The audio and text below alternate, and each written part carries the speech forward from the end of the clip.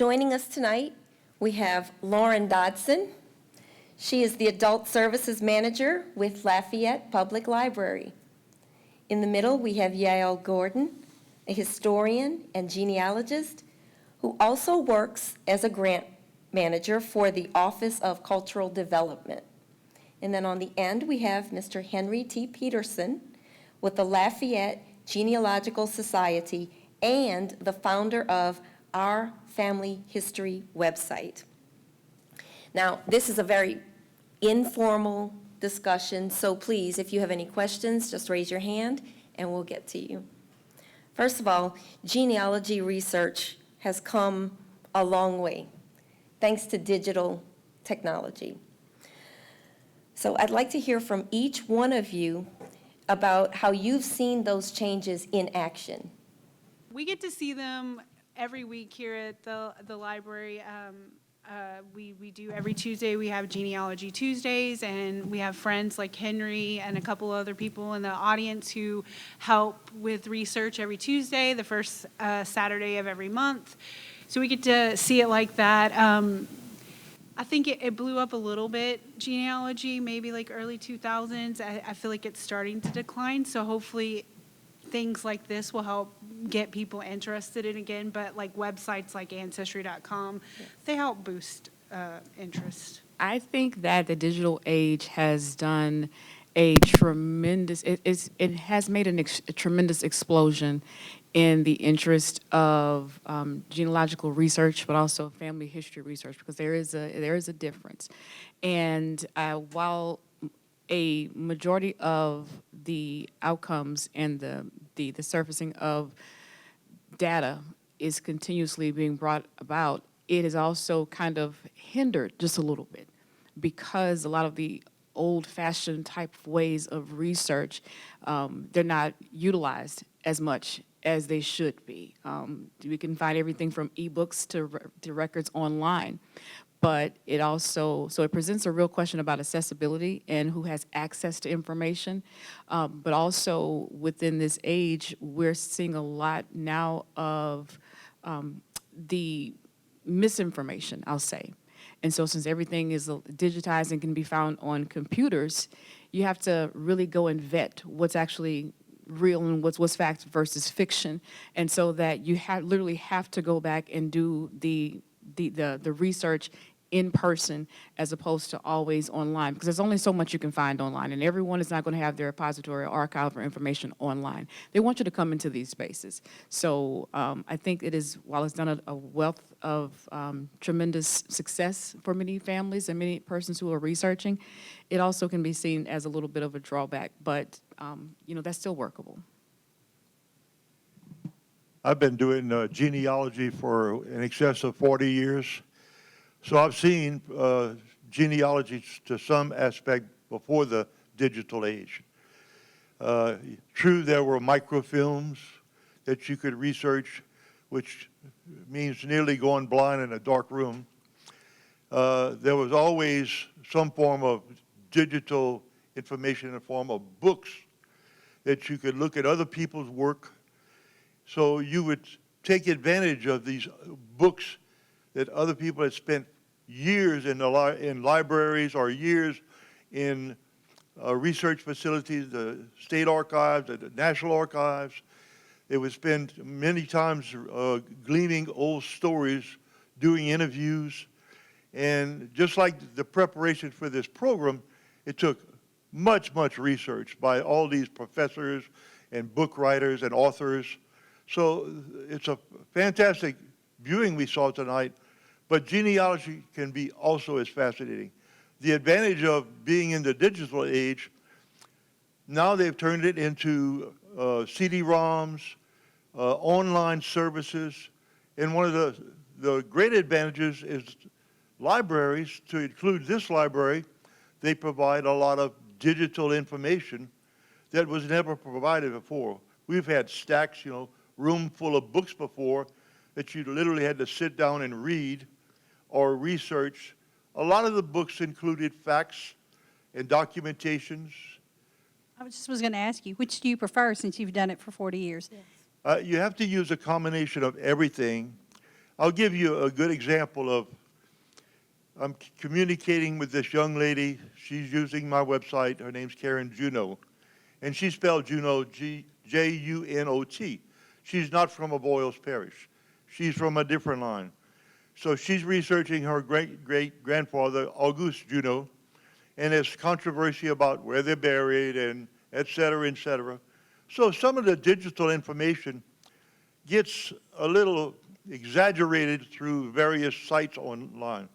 Some people include a middle name, which they never knew of. Some people include death places, which they never knew of. So not everything gets recorded digitally, truthfully.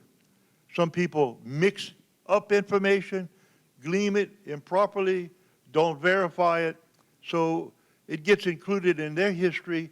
Other people say, well, that's the same, they assume it's the same person. So genealogy can be helpful online, but you always have to evaluate it under your circumstances.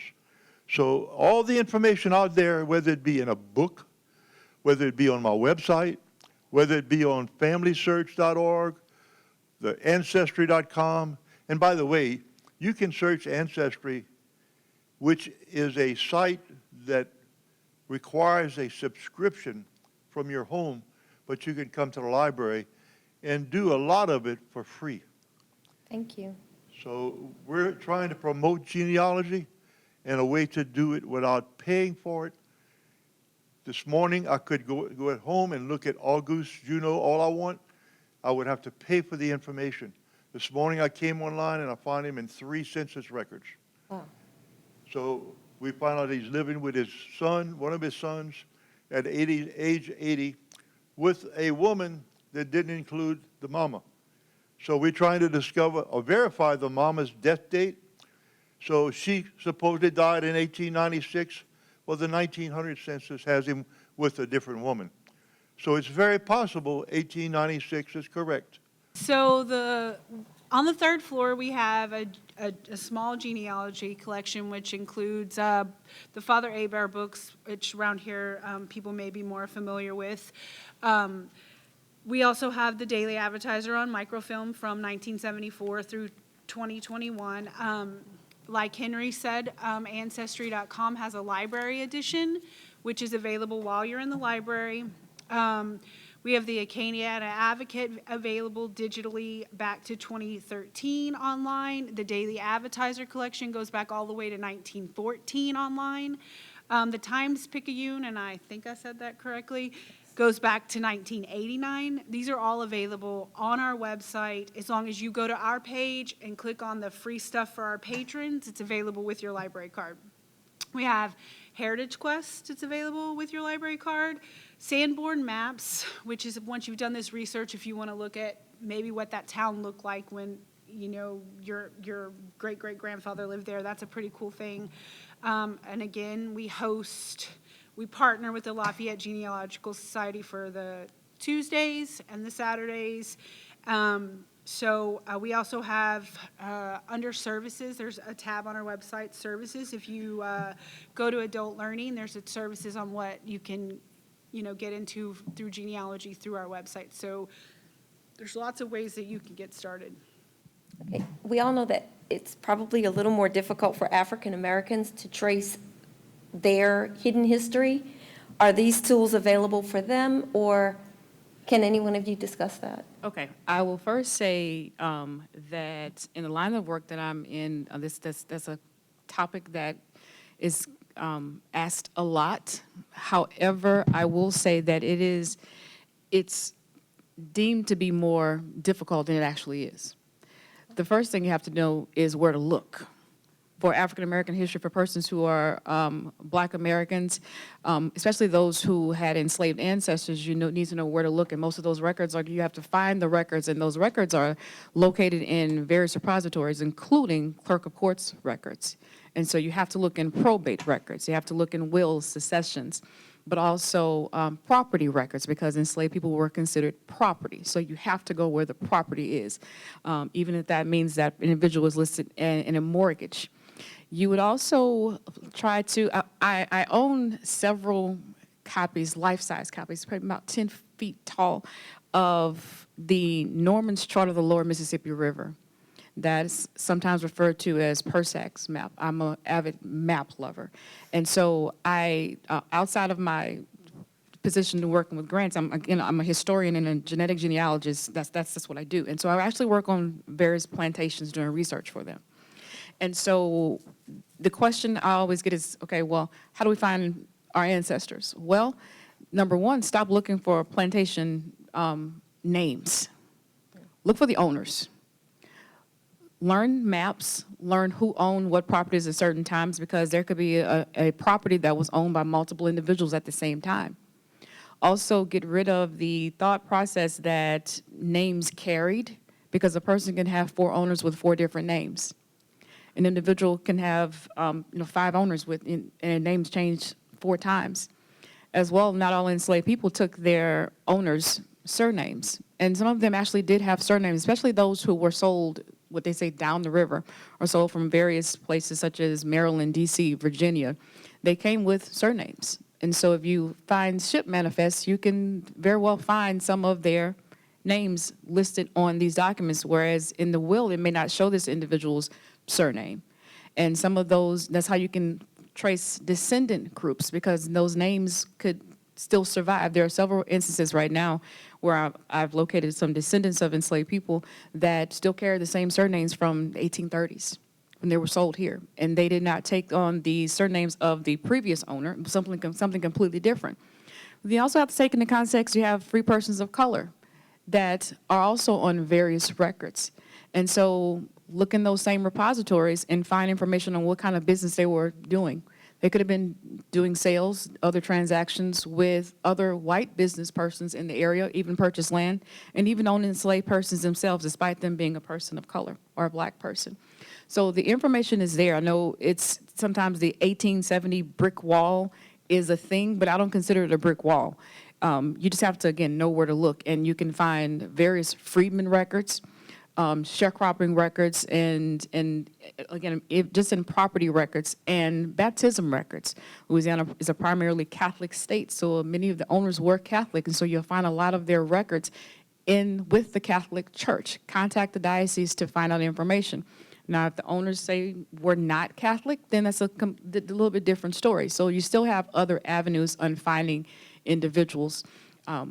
Outside of the state, there are some states that do mid-year census. Lucky for them. Unfortunately, we don't do that. But if you go to the parishes, they very well may have censuses outside of the 10-year span. Iberville Parish actually is one of those parishes that researcher Judah Riffle found census records for,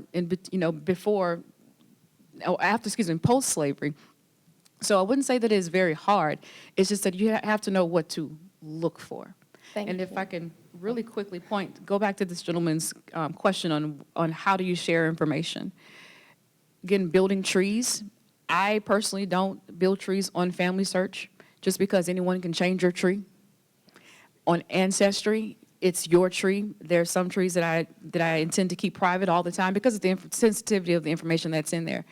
Yes, sharing is caring, but also sharing can be very damaging to your tree, to your histories, because everyone has their own truths. I've contacted cousins who have located an ancestor only to find out that it wasn't an ancestor, it's just a person with the same name. And so you have to go in and vet that information. I always go in with the belief that nothing is true unless I can actually prove it. It's all speculation, even no matter how many times a relative has told me that information. And so when I don't know, I don't put that information as a definitive information because, for instance, in Ancestry, the way they build hints is off of other people putting that information in their tree.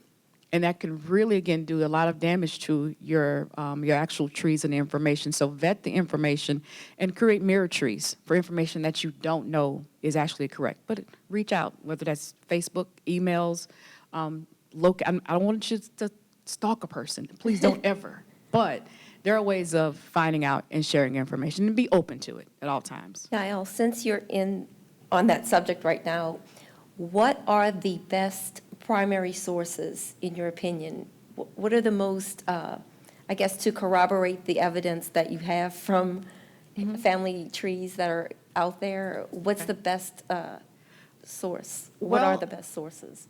I have to be biased and say not only records, but DNA. I do a lot of genetic testing for individuals, also adoptees, persons with non-paternal events, and I have a disclaimer at all times. Whatever I find is not my fault, but it's also not their fault. People do people things, and we have to understand that we can't look at certain issues or matters in a current perspective. We have to look at it in historical context because we don't know the reason certain things happen. But DNA is a very, very wonderful tool to dispel a lot. DNA doesn't lie, people kind of do.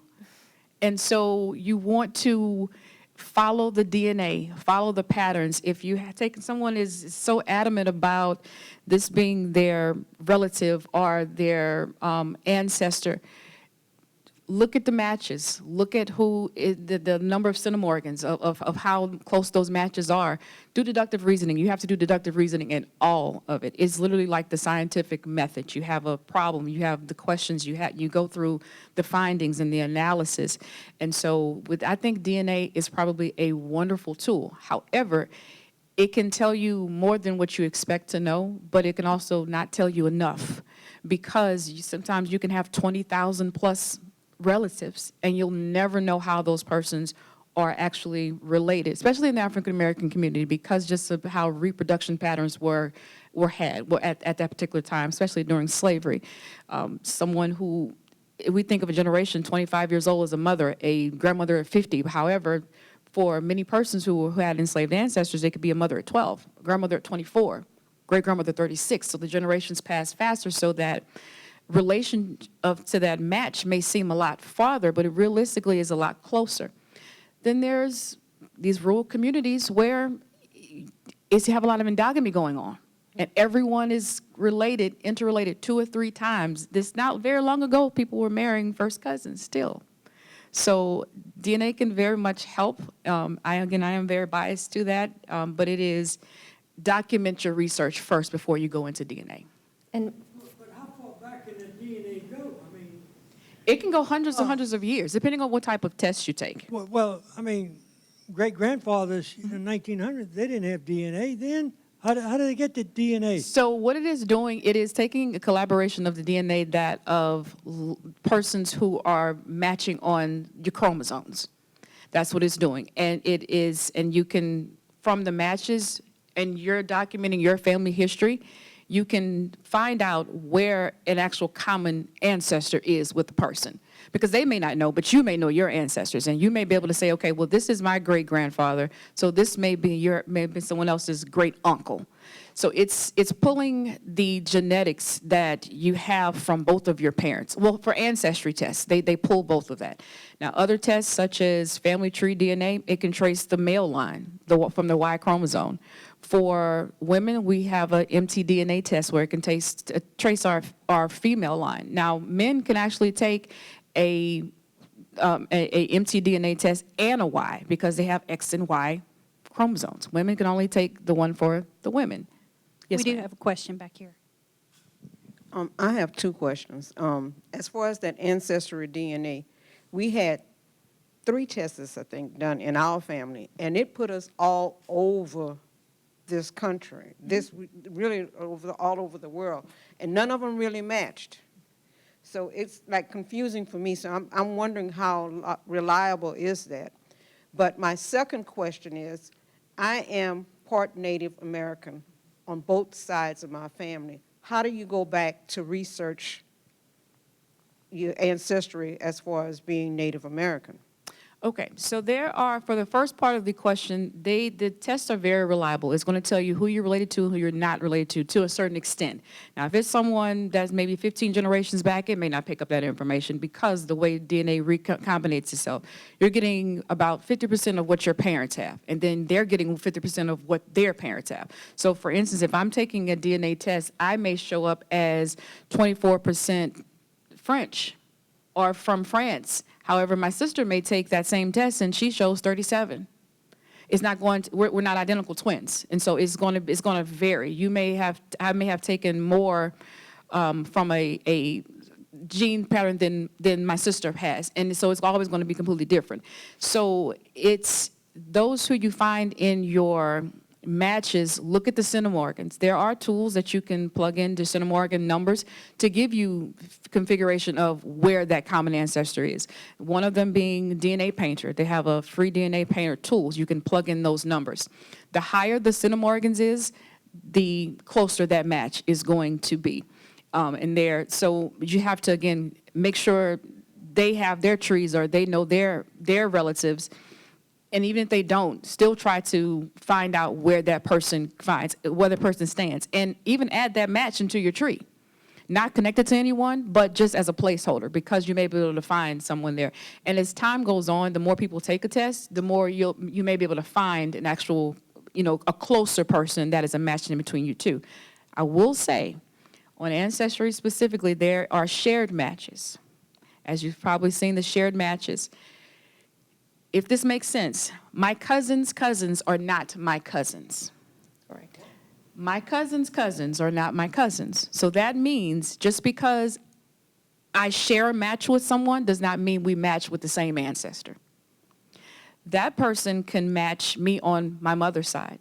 Another person can match me on my father's side. That does not mean we're all related by the same. I'm just their common match. I'm the common match instead of the common ancestor.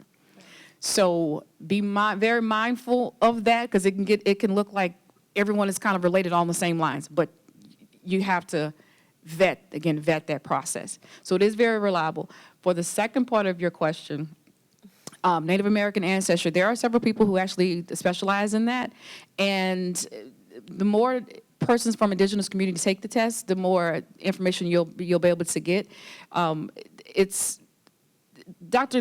Gates estimated about only 20% of African Americans have Native American ancestry in them. So some of us all heard the stories, or have the high cheekbones and so on, and I'm like, I have my high cheekbones from Europeans. That's what I have. So but I also do have Native American in my family just as well. So it's about who is actually taking the test and how far back that information is. I have like birth certificates, death certificates, but the thing about it is everybody have the same name. Like, no one have a middle name, so it's really throwing me off. So how do I get help? Yes. I would say for that, everyone that you have, still document, to put them in a tree, and then start finding information according to that. Document their date of death, document their birth. If they were Catholic, find their baptism records, but also look and do searches for those people. Yes, ma'am. The problem with me, Katrina destroyed almost everything. So it's like I just have what I have. Right. So you have birth and death records. Yes. Still, how old are the death records? What you call it? Like where they live. I have some information on that, like head of household. Mm-hmm. But other information, the churches are pretty much destroyed. So You're in New Orleans. You're from New Orleans. Katrina. Let me know. Come talk to me after. There are several persons in New Orleans that are my colleagues that would love to be able to assist you. There is a lot of information in there. Don't give up.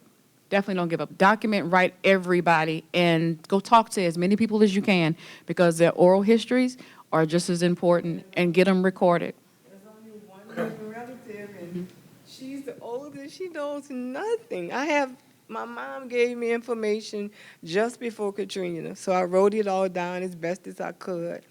And like I said, when I went through her personal effects, she was fortunate to live in a home that was on the 4th floor, so I was able to find records. And I really need closure. That actually brings up a subject that I didn't really even think about exploring tonight, about how Louisiana is so prone to natural disasters and occurrences, and how the digitization of our records, things we would have lost 20 or 30 years ago for good, were saved probably by digitization. Right. Yes. I mean, If you look at, I think one of the most heartbreaking things for a person who researches family histories is the 1890 census. okay? One that caught fire, but also it was enveloped in water, okay? And it's eventually just discarded. And because it said, oh, it was of no good use. And so after that is when they started to say, hey, we really need to start learning how to preserve this information. And that preservation factor is extremely, extremely important, whether that is learning how to preserve your photos on certain paper, but also having certain lighting not hit the documents, or preserving that quilt from bugs and deterioration. And taking images. There are several entities, especially I know the National Park Service does a lot with 3D laser scans of historic places. Contact them. They may be interested in assisting with helping, digitize the properties. That is the most amazing thing I've ever seen, is 3D laser scans of historic properties, because even if they're torn down, you still have that documentation. So, but oral histories. I went and bought a tape recorder. It cost me a lot of money because people don't use tape recorders anymore. But I found a tape from 1978 of my aunt and my great aunt speaking on it. And it confirmed everything that I was looking for a particular person's. So hold on to that information. Put it in a lock and safe, but also make sure you have someone who knows where it is and knows how to access it too. I will share with you all that if you sign up for the LPB newsletter, you might already know this news. Dr. Gates is planning to do in his next season an episode by fan demand on just a person. And they asked people to write in and nominate someone who they felt like they should. Now, that period has passed because that happened back in January. But I would tell you in 2024, if you're a fan of Finding Your Roots, the program, it airs Tuesday nights at 7 on LPB. You will see an episode of just a common person, a non-celebrity person that they are finally going to profile. Thank you. I'd like to really thank our panelists. I don't know if you learned anything, but I learned so much. Lauren Dodson, Jael Gordon, and Henry T. Peterson, thank you so much. And thank you all for coming out, and the questions were amazing.